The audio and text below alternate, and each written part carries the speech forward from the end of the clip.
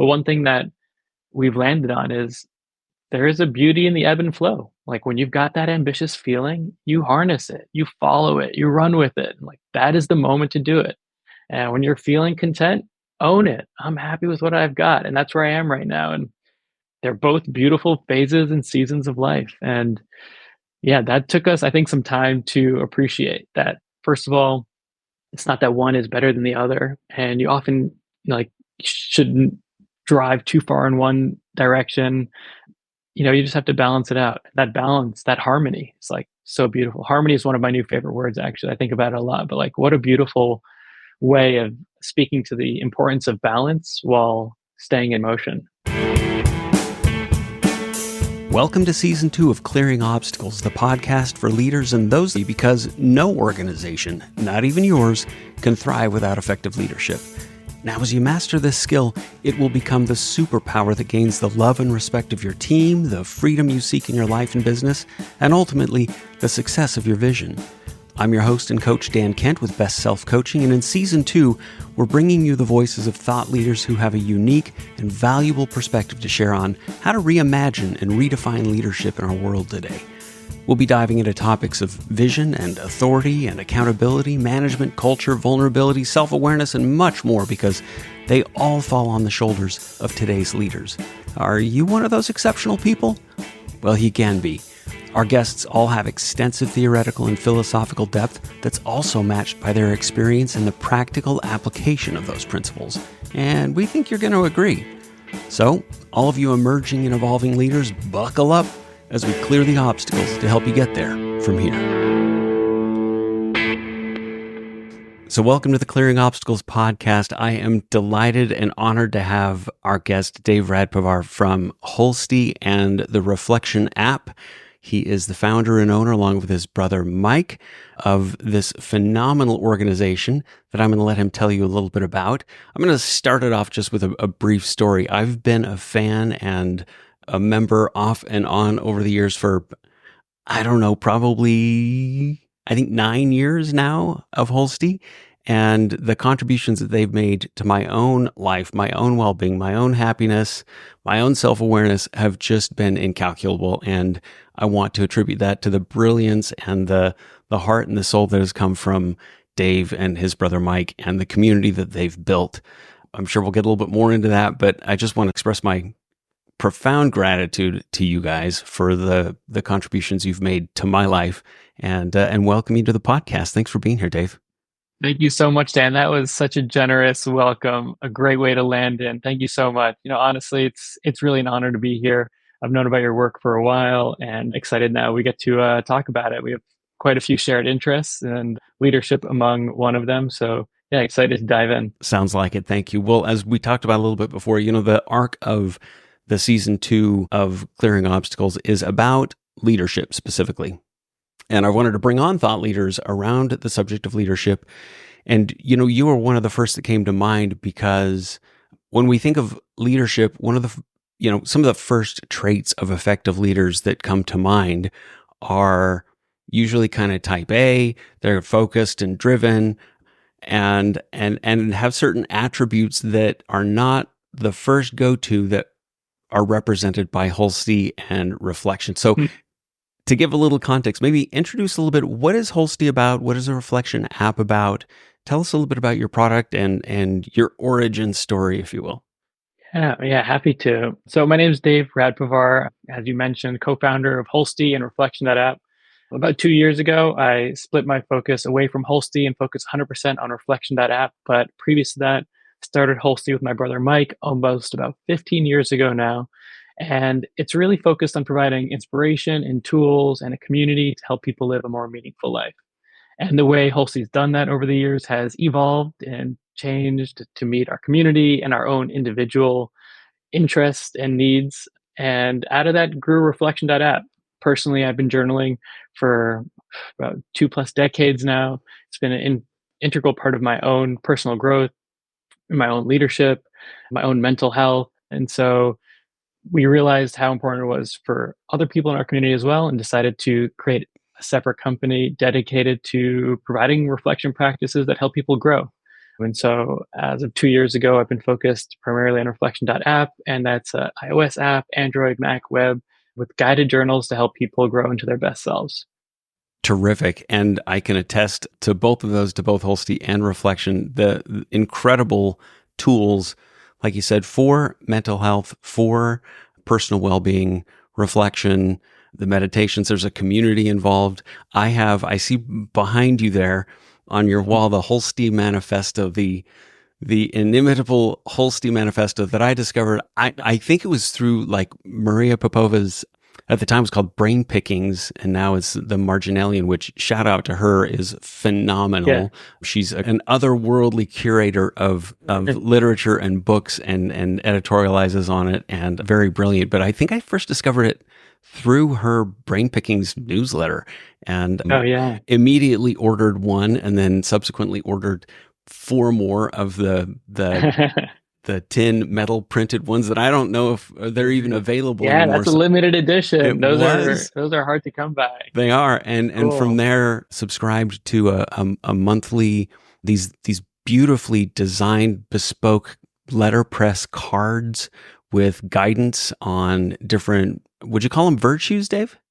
Yeah, yeah, themes or virtues. Themes or Uh, virtues, yeah. yeah, yeah. Holstee. What are some of those? Yeah, yeah. Intention, kinship, compassion, resilience, gratitude. Just different themes that we distilled down at Holstee that we thought really contributed to a meaningful life. And so one of the things we say a lot at Holstee is this idea of living fully, but also living meaning mindfully. And Mhm. so living fully could be, seizing life by the horns, traveling, going on big adventures. And mindfully is doing that in consideration of the people and environment around you and being present.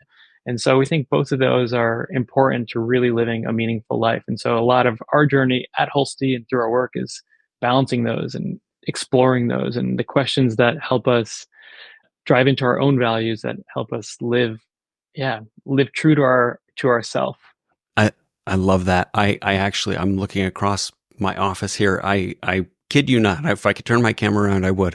I have 3 of those cards that resonated with me the most. One of them simply says, and it's white, very simple, all caps, keep it simple, on a black background. I've got another card that says, I'm grateful for everything I have, everything I know, everything I am.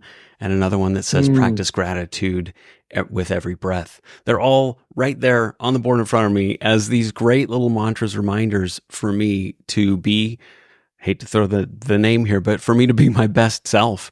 And yeah. so what's interesting too is, and as I was kind of preparing for our conversation today, I discovered on your website, one of those themes that you put out, I think was about, oh gosh, what was it? Oh, it was compassion was the theme for the Mm, year, or for the month.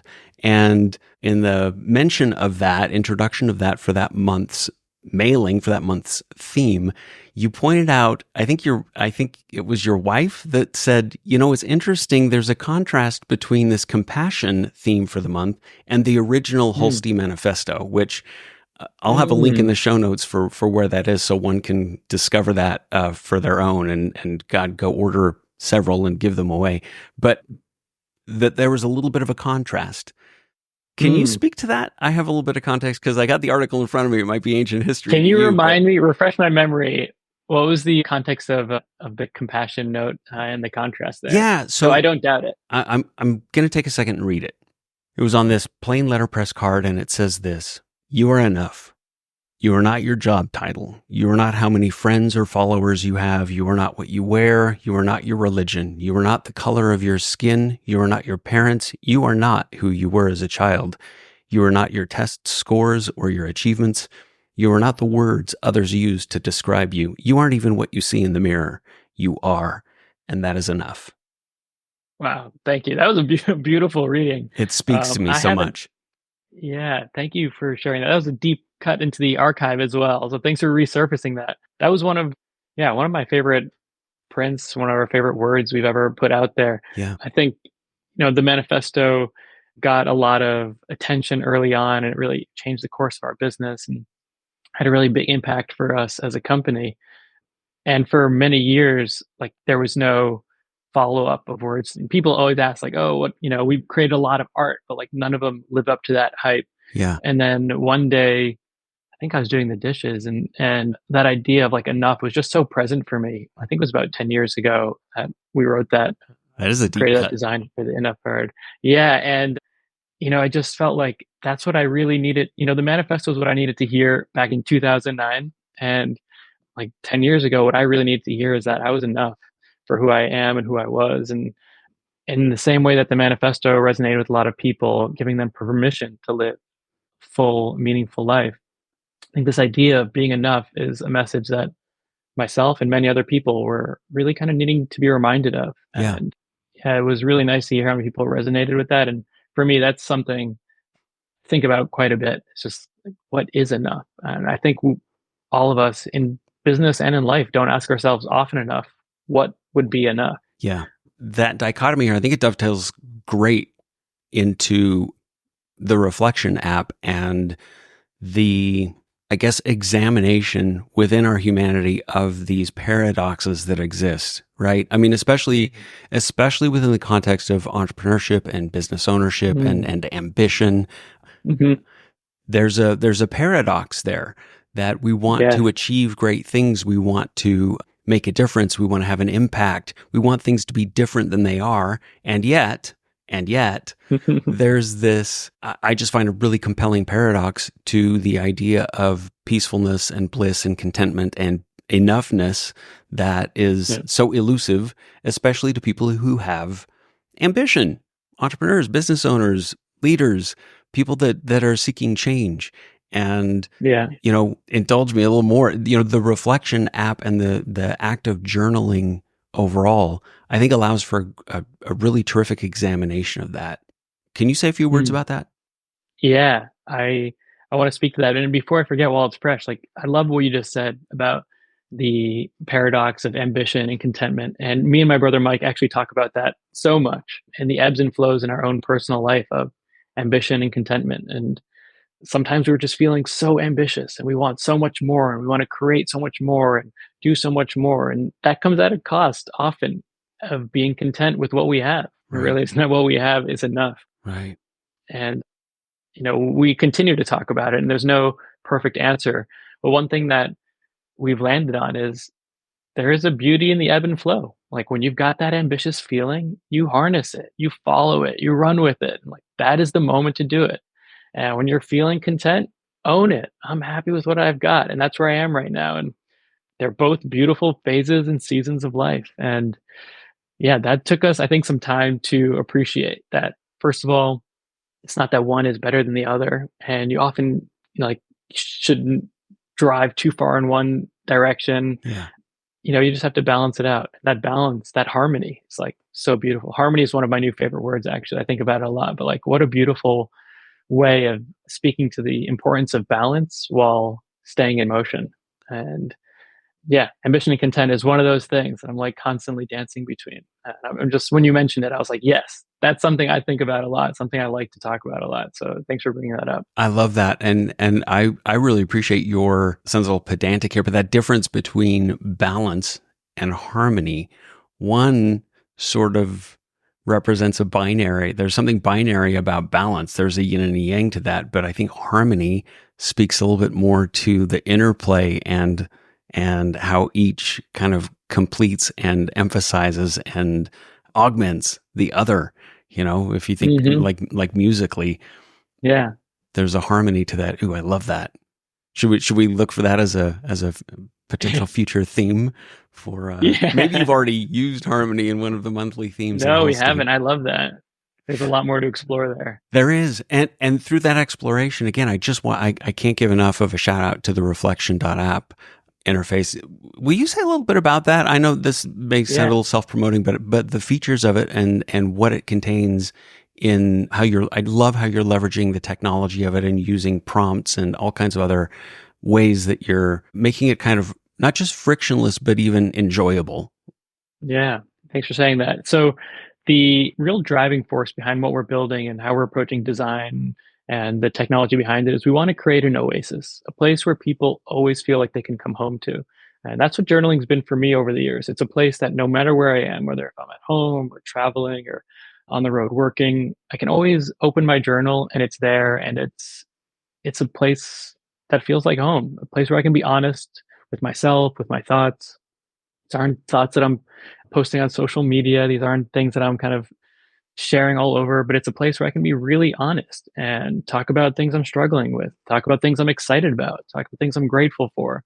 And over the years, it's just been with me on that journey. Yeah, whether I'm free writing about, just to kind of get things out of my head, or if I'm answering really specific questions. Like, for example, in our app, we've got a whole bunch of guides from different creators, coaches, therapists, wellness experts, and all the guides touch on different topics, whether it's leadership, career transitions, navigating grief, fostering gratitude.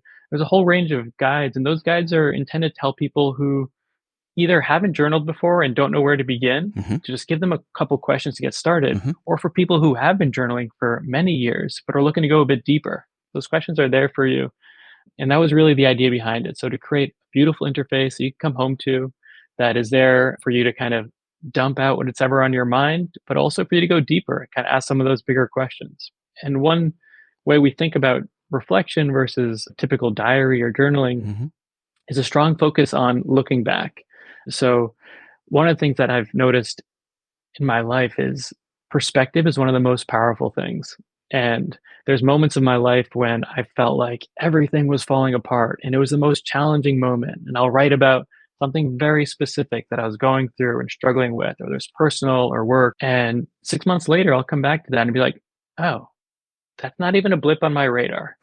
That doesn't even register as something right now that I even think about. Yeah. But back then, I was losing sleep over it, Yeah. and it was affecting my health. It was affecting my mental health. It was like affecting my relationships. And after you start to see that pattern many times over, you start to realize how it's quite common to over-index for certain challenges at any given moment, and at the same time, it's quite easy to lose sight of things that are really great in any given moment. Yeah. So that level of perspective that I really credit journaling to has changed how I think about almost everything, and how I operate our business, how I connect with my family members, how I spend my time on a day-to-day basis. And so what's one of the reasons I'm so passionate about journaling is I want to extend that to as many people as possible, that gift of perspective.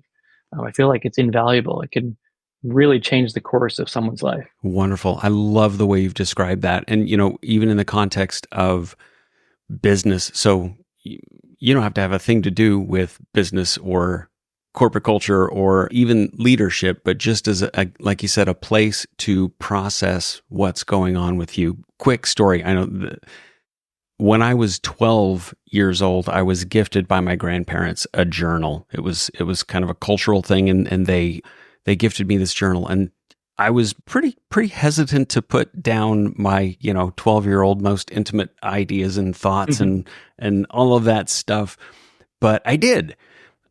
I was challenged to do so, and I did it. And I was 12 years old. This is 41 years ago that I got this, and it got tucked away in a storage box somewhere. And probably 10 years ago, I dug it out, found it, cracked the thing open, and at the time, I had teenagers around that age. They were like from 8 to 15, 16 years old or something. Wow. And they felt like aliens to me. I mean, I couldn't relate.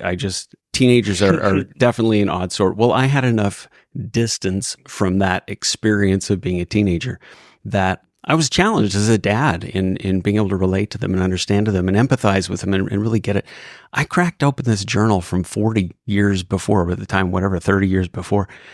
My mind was blown because it could have been written. The drama, the hyperbole, the permanence of everything, all of these experiences that I had as a 12-year-old. I can't be hyperbolic in saying the impact that it had on me in my ability to relate to my own kids, because I saw my own version of that. It was truly life-changing. And so, fast forward now, I've been journaling off and on, not with as much regularity as I would like to, but pretty consistently for about a decade now. And it's been Mm. fascinating to be, like you said, almost time travel. You can go back and see perspective. Maybe you discover new ideas. Maybe you discover old relationships, old ideas that can become new ideas again. It Yeah. allows you this opportunity to kind of time travel to another context, another place where you were. I love that. And I love that story about, that rekindling and like reconnecting with your teenagers, like through the lens of yourself as a teenager. Yeah. That's incredible. The fact that you were journaling back then is such a gift. I mean, you can't recreate that. You can't, no money in the world could buy that. Absolutely. And all it was a journal, that your grandparents thoughtfully gave you. Yeah. It's so cool. In light of that, you and Mike own Holstee and Reflection.app. And so you're business owners, you have some context. You've had plenty of testimonials, I'm sure, from users of your products and your customers and your community over the years. What are some that stick out to you as examples where people's lives have been affected, changed? Maybe they've just been moved to their own personal revolution through your products and the community. Do you have some a cool story to share or some examples? Yeah, we've definitely heard a lot over the years. The manifesto definitely left its mark on many people's lives, and people were very generous to share stories with us. Actually, early on, people were sharing stories with us. We had a part of our website. It's no longer live anymore. It was called My Life, and it was stories about how people's lives are affected by the manifesto. And Mike actually recently kind of found the archive of all these beautiful stories. Wow. I think there's like 100+ stories of people who quit their jobs, started a company, started traveling, met the person they married, like the list goes on and on. Just people who took really dramatic life changing decisions, mostly because they felt like the words in the manifesto reminded them that they could. And those stories are really, yeah, something special. I always, you know, I tread cautiously there because it wasn't our intention to influence people to make those dramatic life changes. And of course, I want people to be also, do what's best for them and make the Of most course. responsible, exciting decision. And so sometimes we'd get a reaction like, I just quit my job. And my first reaction was like, that wasn't the intention. But Don't you blame that on me. yeah, exactly. I'm excited that you've got some renewed energy. But yeah, so there's been a lot of stories there. And with Reflection app, most recently, we got a really beautiful email about someone who has just been able to keep a gratitude practice, a simple practice of every evening writing down what they're grateful for Mm, in the app. And I know firsthand, like that is one of the most practical and powerful things you can do with a journal, and just kind of taking note, taking stock of like things that are going well. It can really, really change your mindset. And like we were talking about early on in the call, this idea of enough, it can feel elusive until you start realizing like how much you actually have. And yeah. writing them down is one of the best ways to do it. And there's not that it's like a big trick or a big hack, but it's writing down what it is and why. So it's like, I am grateful for this thing because of this thing. That extra sentence Right. of because just adds a lot more depth. And when you come back to that, it kind of grounds the answer in a much more powerful way. Right, right. Yeah. I think that speaks really well to what you're talking about with the interface of the Reflection.app, where, as we get in the habit of journaling, we may get stuck in ruts. Maybe, like part of my morning routine when I'm firing it on all cylinders and I'm consistent with it, part of that is listing at least 3 things that I'm grateful for. And that because aspect is conspicuously absent from my regular practice. And so you got me a good hack there just to sort of reframe or I guess reposition that exercise to add some value to it. Why would I be grateful for that? Because I guess it requires that you deepen the introspection and the reflection on that. Yeah, and it's also like an interesting way of reconnecting with your own personal values. Yeah. Like the things that you're grateful for, the why you're grateful for them is, I'm grateful for my, my wife who like cooked a beautiful dinner tonight, and like we had a great family dinner. It's like, oh, what's the value behind that? Is like, oh, well, because I really value sitting down and having dinner together with my Right. family, Yeah. and I really value good food. And so it's like, oh, okay, I'm touching in indirectly on what are the things that are generally important for me in life. Wow. As a grounding exercise, and again, within the context of what the Clearing Obstacles podcast is about, the grounding element of that within the values for leadership, for people to reconnect with what's really important in the teams that they lead and how they lead them and their own self-awareness. I mean, I in my experience in business coaching, if I had to say there was one lever that a leader could pull to get them the most value, the most leverage, the most benefit, it would be self-awareness. How you're showing up to your team, to yourself, to your company and the values, to your customers. How are you showing up? And if you're not reflecting on that, if you're not self-aware about that element of your own self, Yeah. I don't know what to tell you. I mean, there's just, you're going to struggle. Yep. Yeah. It's so important to kind of reconnect with, your personal values, and also on a company level, on an organizational level, like what are the values of this company and how we operate? And that's something we thought about early on at Holstee and Mm-hmm. also at Reflection.app is just, I don't know, what are the kind of values we want to be present here? And there were times when we made a list and they were explicit, but there's also times it's just implicit in how we communicate and how we treat each other. Right. I mean, I think those values have had a tremendously positive impact on like the type of people who are attracted to work with us, the type of people we enjoy working with, and I think also reflect the kind of work we're trying to put out into the world. I love that. The people who do the work, and in particular the leaders, because of the platform that they have as a leader in an organization. You don't have to have a title to be a leader in an organization. You can be a line employee and still be considered a leader within that culture just by how you show up. But the people who do that work, who have that self-awareness, who embody their values and show up with that kind of integrity, you can tell who does the work and who doesn't, I think. On that note, great segue to one of the terrific products that you have at Holstee is it's a deck of cards, right? I again, as I was preparing for this, I went back and I realized I was backer number 1499 in your Kickstarter campaign for those amazing reflection cards back in 2018, and I recently found them again. They on my bookshelf, and as those things ebb and flow, and we have the seasons of our lives, as you kind of referred to earlier. Yeah, I brought those back out. I'm in love with them. Tell us a little bit about them.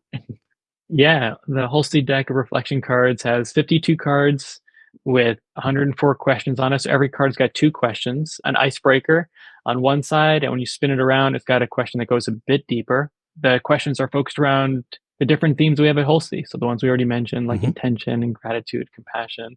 And so you can either go through the deck by theme or kind of in a random order. And we have a couple different gameplay suggestions on how to use them.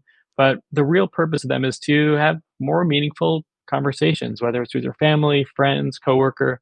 And I can attest, like the conversations that come out by using a deck of cards like that or using these external questions, it's incredible because you wouldn't go up to your mother or your son and ask them these kind of like, very specific, deep cutting questions. Like Right. if you had a billboard that 100 million people would see every day, what word or sentence would you put on it? Right. It's like, that's not a question that comes up in daily conversation It's over not? breakfast.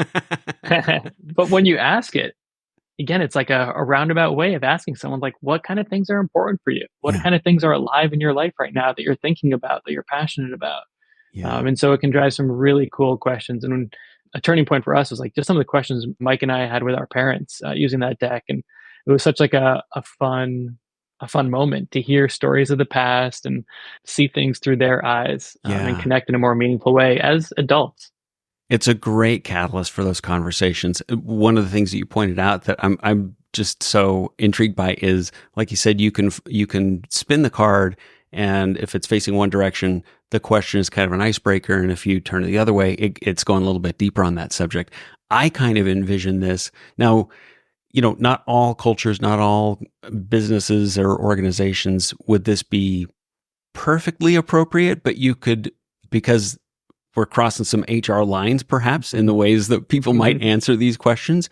But that said, I think like leaving a deck of cards like this in the break room to let people get to know each other in their own humanity to whatever degree they're comfortable with. And you can answer those questions to the depth that you're comfortable with. It's not like, you're precluded from keeping some emotional coverage there if you feel that's necessary. But I can just imagine leaving this deck of cards like in a break room for people to have available. I remember going to restaurants and a deck of Trivial Pursuit cards was there because it's a great way to just sort of Yeah. occupy the time. People are sitting around and they're doing their lunch or whatever in an office setting. To pull out a card, ask one of those more icebreaker based questions to somebody, or say a manager to their employee in a one-on-one kind of conversation. Yeah. That interface between the personal and the professional, again, of course, keeping it appropriate, keeping it a level where you're not digging into somebody's personal life where beyond it's, ethically and legally appropriate, but just getting to know a side of their humanity that allows those Yeah. connections to deepen. Yeah, I love that. We actually did that a couple of times within Holstee team meetings. We would do breakout rooms and have everyone answer the questions, and we'd rotate. And those are some of my favorite meetings. And I know many on the team said the same thing. It's just a way to reconnect on like a more human level.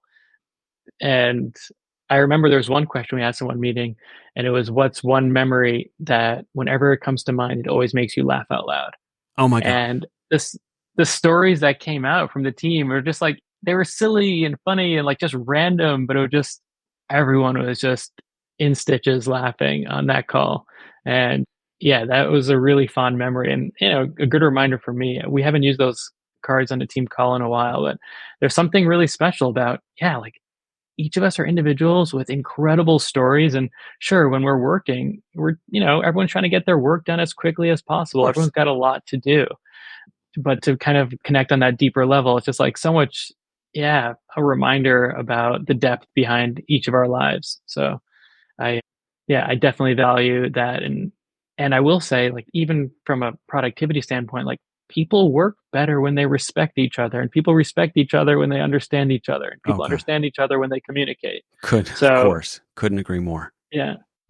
Side thing I didn't even realize, if you laid all of the deck out on a table upside down, there's this beautiful, wonderfully designed, elegant little pieces of art and kind of little sketches and iconography on the back of every card. If you were to lay them all out on a deck, on a table, they would all form one piece of art. Yeah, exactly. That That blew was my mind. I love discovering that. I didn't yeah. realize that. So I'm glad you noticed that, because actually it was a fun idea that we had, and it turned out to be way more work Oh God, I than we can thought. only imagine. But it's people like you who notice it that make it worth it. So thanks for noticing it. Yeah, well, I'm glad I pointed it out then. So for our listeners, when you order that deck of cards, it let that be your personal jigsaw puzzle. Take an afternoon and try and figure out exactly what that looks like. Dave, as far as your perspective goes, the experience you've had, again, leading a company for 15 years or so now, thereabouts? Yeah. We've had enormous leaps in technology and all kinds of cultural shifts happen in the past 15 years. Your company's changed. Obviously, you and Mike, your brother, have changed. And the landscape for leadership is also changing. I maintain firmly that how we approach leadership is evolving, and it has to evolve for a whole host of reasons. And I'm curious what your thoughts are on where effective leadership is headed. Hmm, that's a great question. A couple things came to mind while you're asking that. I'd say, everyone has their own leadership approach, which I definitely appreciate. For me, it's always been about removing obstacles as quickly as possible for my team. And so setting a really clear vision, making sure everyone's on board, we all know where we're going, and then mostly just trying to make sure that there's nothing in anybody's way. Mm-hmm. And whether that's making sure we have the resources or finances or whatever it is, that people, the individual team members, have time and space. That's something that I think about a lot, is just giving people the time and space to do meaningful work. And sometimes that means making sure other things don't come across their radar, or not communicating, instant messages or Slack messages that would be derailing, or, really things that can give people time and space to do meaningful work. It's something I struggle with, because I'm easily excited. I've got shiny object syndrome like every other entrepreneur out Yep. there. But I do my best, of course things slip through the crack, but I do my best to really give people time and space to do meaningful work. And if there's blockers in front of them, to identify them and help remove them, and make sure that everyone has a really clear sense of what the goal is. And then I try and be pretty hands off. Really, we operate with a lot of trust and a lot of autonomy. We have very few meetings. Communication happens mostly async. We use tools like Asana for our project management, really focus on good documentation where if anyone, for example, I'm not able to do something, there's documentation where somebody else can step in. And those are the kind of things that I feel like as we look to the future of work and people working remotely, for us, our team of 5 people is spread across 5 different countries. And Wow. that's never been an impediment. It's actually always been a great gift. We're getting a variety of perspectives. We're able to hire incredibly talented people in places where we have otherwise would have been out of reach. And that'll enable us to move much faster. And because everyone operates for the most part on their own schedule, on their own time with clear deliverables and clear goals, people are rarely holding up other people, and they also get to enjoy their lives more. They can have dinner with their family. They don't need to be spending a good chunk of their day in rush hour traffic or, those sort of things. And if they want to take the morning off to hang out with their son or whatever that may be, that's up to them. And kind of allowing people that kind of flexibility is something I personally always valued in my own life. And we're able to attract people who, yeah, those kind of quality of life values are also important for them. In addition to being really, yeah, like we talked about earlier, ambitious and wanting to create something beautiful. Hmm. So we try and offer that balance. And that's something I feel like you can only do as the world steps further into, yeah, a more trusting environment, a place where people can, for me, a big fan of working remote. I've been working remote for a very long time, maybe about 12 years now working remote. And Wow. it's, yeah, something I really value. In a way, I can be an extrovert, but can also be an introvert, but I definitely feel most productive on my own. And Yeah. so I really value, yeah, how much we're able to get done with a relatively small team, given some of the frameworks we have in place and the ways we approach work. I gotta say, I really respect the way you described that culture that you have kind of empowered. That again is finding that balance, let's say harmony between the structure and the boundaries and the values and kind of some of the credo of your organization. And then there comes a point where you have to, and I love the word that you use, there has to be a certain element of trust that also exists. It's showing up as a very real challenge with especially remote or hybrid kind of work these days to have that level of trust that is required for that kind of a structure. Can you say a few words about like what's worked for you and how you've been able to cultivate a level of trust with your team that allows for that, Dave? Yeah, I think a big part of it is actually communication. I think a lot of times what mistrust thrives in a place where people aren't communicating. Mm. Like if you don't know what someone is working on or what they're doing, and you don't see kind of like progress, it's easy for your mind, like for a manager's mind, to be like, oh man, they're not doing what we asked them to do or what's going on. Right. And so making sure that there's really accessible lines of communication. And then on the flip side, just being really honest, like, hey, actually, I was curious, what are you working on right now? Mm-hmm. Oh, you're working on that? Cool. Okay, now like there's communication can be a pretty good solution to trust issues, I feel like. As long as the lines of communication are open. Mm-hmm. And yeah, that's something I find to be really important. I really like this idea of radical transparency, radical honesty within a team Mm-hmm.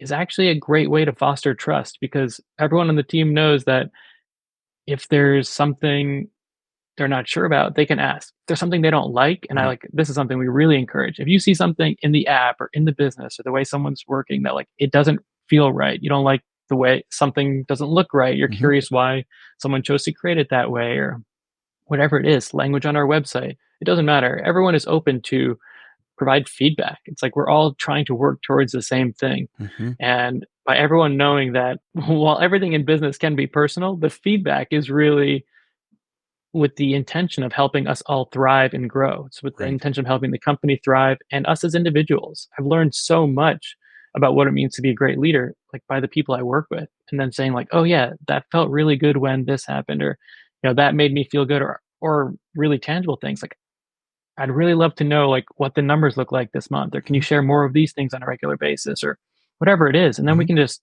share them, have an open conversation about them, talk about which key performance indicators are most important for our company, how that affects everyone in their individual roles. And that all comes down to just, yeah, really open communication.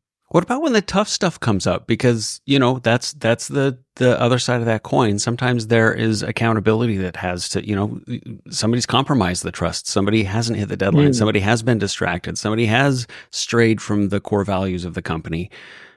mm. Tell me a little bit about that. How, like, do you find that some of the I'm trying to integrate a lot of the tools that you have through Holstee and reflection and journaling Yeah. and self-awareness. How does that interplay with the tough part of trust? Because Yeah. trust can't exist without the honesty that comes with sometimes the hard truths and the accountability. What are your thoughts Yeah. there? Yeah. That's a great question. A couple different kind of scenarios came to mind. I'm glad to say there hasn't been many, but there's definitely been moments where there's been, I'd say, a reasonable sized breach in trust. We had hired someone remotely maybe about 7 years Hmm. ago, and yeah, they kind of just disappeared. They were on payroll and they were working, and just and Quiet then we quitting get on the before phone with. quiet quitting? Yeah, exactly. And it would be there were a lot of red flags, but then every time we kind of got on a video call with them, it was just like such good energy. We're like, oh man, yeah, we're misassessing. Let's give us more time. And like, but then there'd constantly just be, oh, like so many things slipping through the cracks. And it was a really hard lesson. Actually, it was really hard for me to come over that because I felt like, yeah, I felt like we were really taken advantage of, to be honest. And it Right. just really like challenged my faith in a trust-based system. Yeah. And that was really challenging. But it was a one-off incident and it was an isolated incident, like a specific individual. And, I like to think that, not that I like to think, but like I'm fairly certain they were going through their own challenges in that very moment. And Mm. maybe in a different time of their life and a different season of our company, like things maybe it would have worked out. I think in the end, it was even though we felt so slighted, it was also like a really hard conversation to be like, I don't think this is working out actually. Right. Right. This isn't what we need as a company right now. And yeah, like sometimes those if someone's not able to like, every company has their own approach, their own operating system, Hmm. their own expectations. And I do think it's really important that if the expectations that you need, whether it's around communication or for some people, it's about, coming into the office. It's not for us, but some people it is. And if that's what's important for you, then that's what's important for you. And I think it's good to set clear expectations there. And when they're not met, yeah, those conversations can be really tough. But in the end, and I know it's like a cliche, but like I honestly think it's the best for both people. No one wants to be in a job where they don't feel like they fit in, Hmm. and that's just not where people want to be. And at the same time, it's not fun to be managing someone who's clearly not thriving or like not enjoying or struggling. Right. And so, kind of outside of giving someone all the tools they can, all the support they can, sometimes it's still just not the right fit. Yeah, I couldn't agree more. I'd even augment that with an and. For everybody else that's on the team, that one outlier is compromising the quality of the company that they're working for. And Mm, that's a very challenging, within the context of leadership, a very challenging moment. Is why leadership can be so hard, is we have to have that very difficult conversation with that one person who's the outlier, who is compromising the trust, and everybody else in the rest of the organization is kind of waiting for the leader to step up and say something, to mm, have that hard conversation, to identify the lack of fit. And as difficult as that accountability might be, the rest of the team is in the wings waiting for that to happen. They're just dying for somebody to hold that outlier accountable and say, look, they're compromising the entire vision and direction of our company because they're not showing up, or they're not producing the mm, deliverables that they committed to, or they're not upholding their end of the bargain. And the rest of us, our experience is being compromised because of that. That's one of those missed opportunities that I think leaders, because of their own fear in having that hard conversation with that one person, they're compromising the trust mm, of everybody else on the team. that's really important. That's a Yeah. great addition. And the best way to process that and get through that is to take a few moments every day, reflect in your reflection app, and process the stories you've got about that, about your own ability to Yeah. hold somebody accountable. Why do you struggle with that? Probably wasn't modeled very well for you. And if you can take an opportunity to actually process that and look at what's my story about holding this person accountable.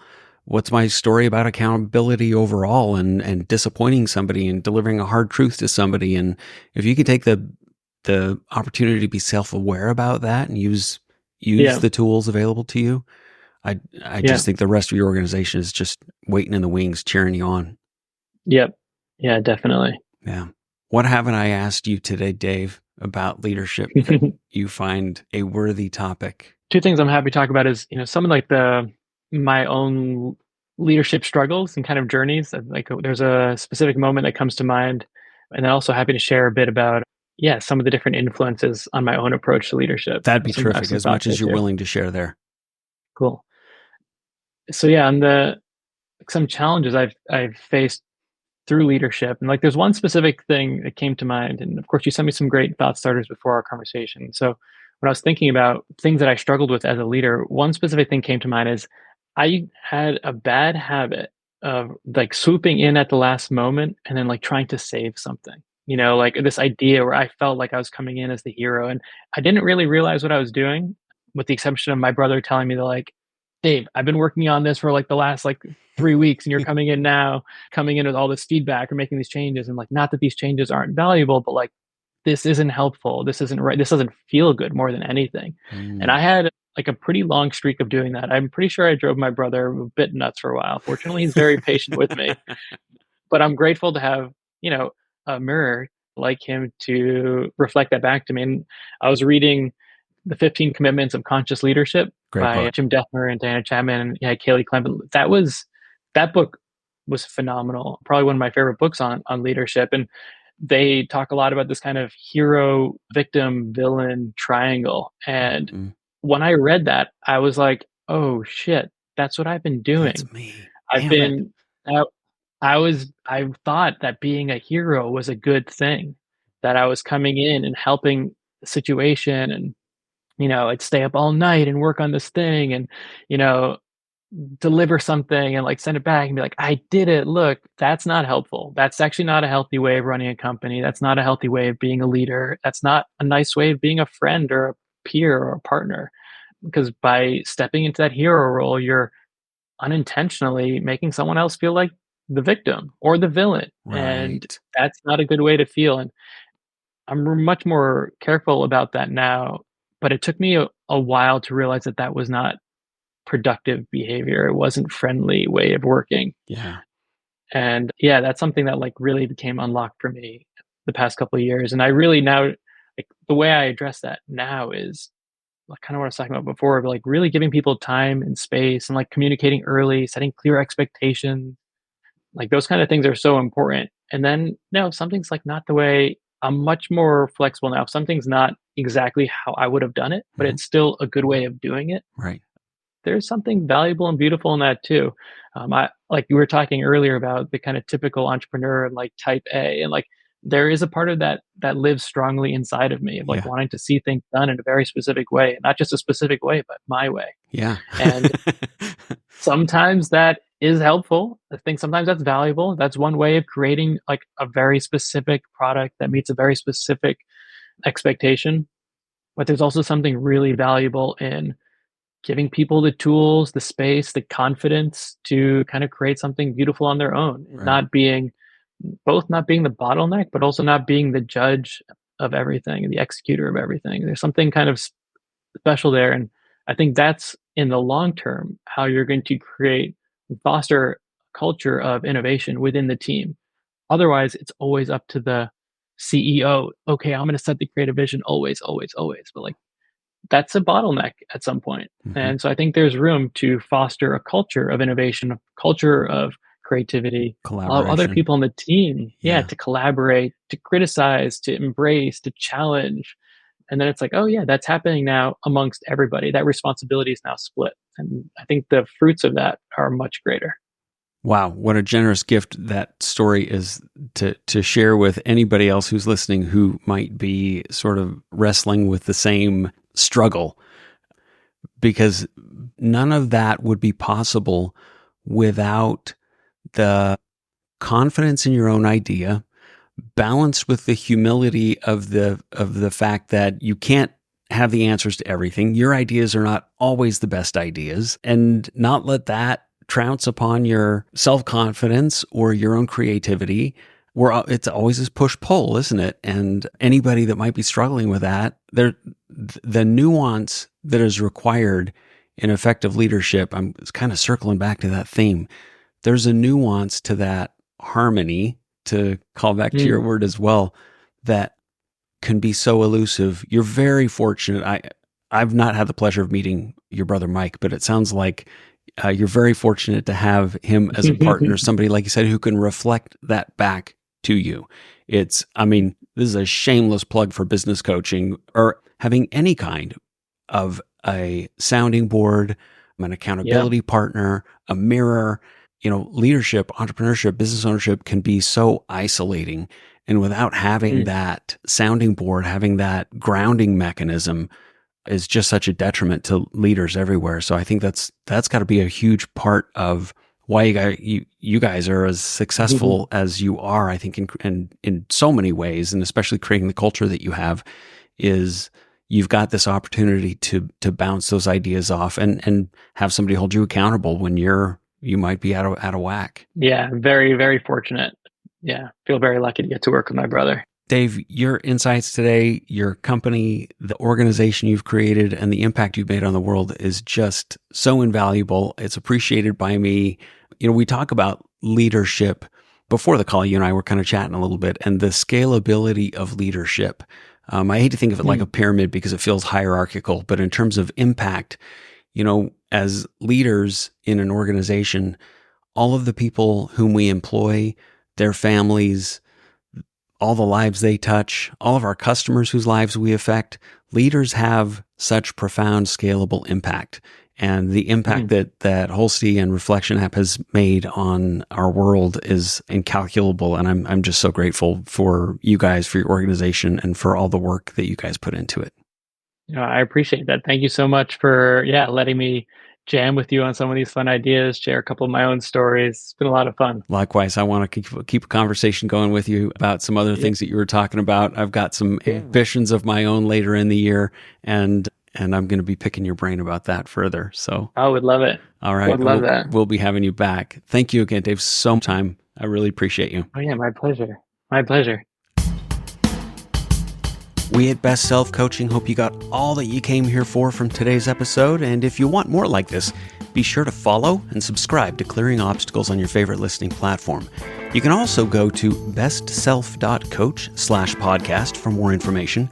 There you'll find more episodes and links to the content discussed today, as well as info on how you can get in touch if you're interested in clearing your own obstacles to become the kind of leader that you know your team is waiting for.